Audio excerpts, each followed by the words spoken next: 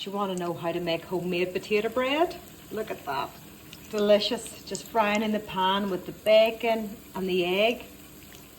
Here we go, I'm going to show you. Now, we've got 450 grams of mashed potato here, or a pound. And I'm going to pop these into the microwave to warm them. Now look, that was only about 20 seconds. It's just to take the cold off it. It doesn't have to be hot, because if it's too warm, you won't be able to get all of the flour through and it'll go real soft. So here I have got 30 grams of melted butter. I love these big Mason Cash bowls, they're brilliant. They remind me of my granny. Any of your grannies have these bowls? I love them. Right, so in goes the potato, in goes the butter as well. Zero my scales. And then into here is going to go 110 grams of flour. My book. I'm very proud of my book, can I just tell you? So 110 grams, right? So in this goes, and a wee bit of salt in there, a wee bit of pepper, ground black pepper, and then we'll bring this all together.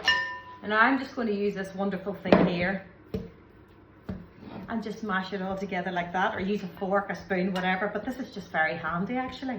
My kitchen's nice and bright this morning. There's sunshine. So I'm going to put my hand in now, can you see? And it's still a lovely soft consistency. Just scrape up all those wee bits. There we go, don't waste anything. Now what we want to do is make this into a nice flat round circle. And potato bread is the most lovely stuff. And look, such simple ingredients like. Right, so flour, keep it in a circle, pat it with your hand, and then we're going to roll it out. Get some flour on my rolling pin, and then I always ridge. Just to begin with, ridge, ridge, ridge, and then turn it round. And again, and I'll tell you what else I've got by my side is my dough scraper, pastry scraper, whatever you want to call it. So those are brilliant things, because this is really soft and wobbly, do you know what I mean? So you can pick it all up in each section up in one go. So just to show you, this is it here. So about the size of a dinner plate, I actually got a dinner plate and put it over it. And then a good big palette knife, see this one here? Brilliant, 50p in the charity shop. 50p. Okay, so scrape underneath. I love a charity shop. I know people call them, you know, pre-loved and vintage and all the rest.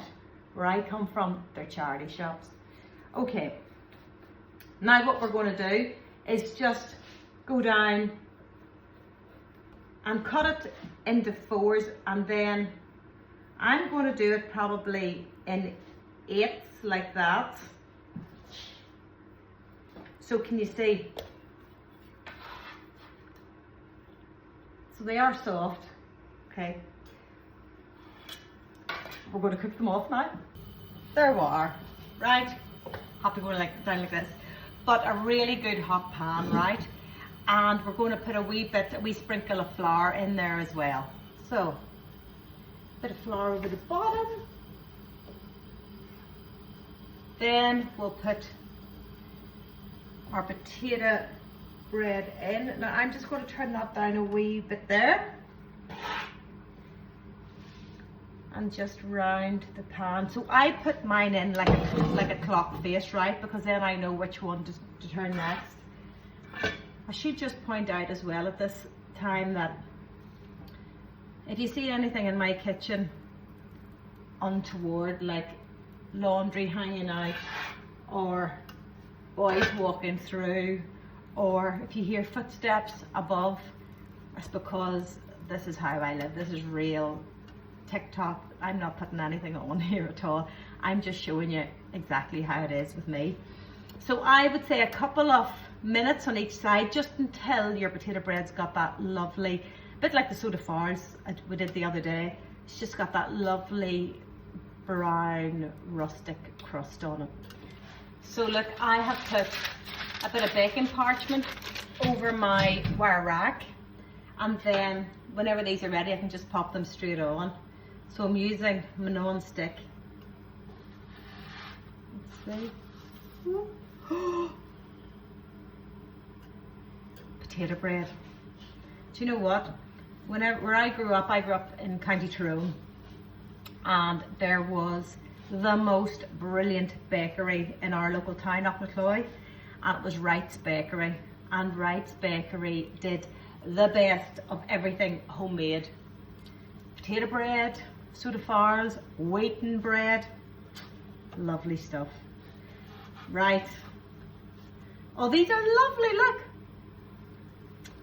I just get so excited. See, whenever you people all make stuff that I have given you recipes for, I get so excited that it works for you. There we go. And listen, I said 2 minutes. It actually might take 3 minutes. It depends on the heat of your pan. These are going to be delicious, right? Fried in the pan after you've fried some bacon and an egg. Always a cup of tea. Always. Right. Let's see. Lovely. Okay, so just lay them then onto our piece of paper, baking parchment. And just because they're still soft at this point, right? But we just need to leave them on there to firm up. Now these will last for a few days. Not a bother. Here it is, all out of the pan, just cooling down, and then, oh, the potato bread, all nicely fried off.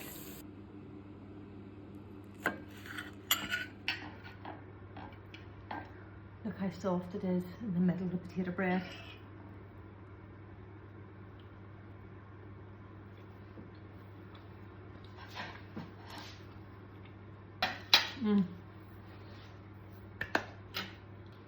So what's your favourite? Streaky or back bacon? I'm definitely streaky.